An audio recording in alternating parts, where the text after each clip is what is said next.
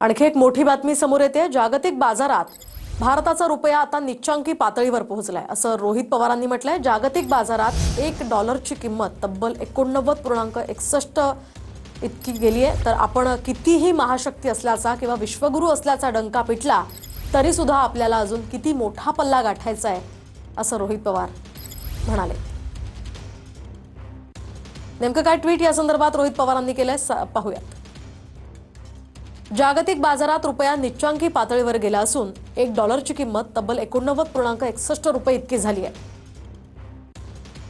आपण कितीही महाशक्ती विश्वगुरू असल्याचा डंका पिटवला तरी आपल्याला अजून किती मोठा पल्ला गाठायचा आहे हेच यावरून सिद्ध झालं।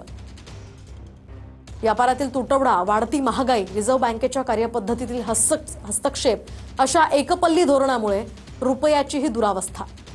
आणि हा राजकारणाचा विषय नसला तरी वस्तुस्थिती आहे। त्यामुळे केंद्र सरकारने केवळ शाब्दिक बुडबुडे न फोडता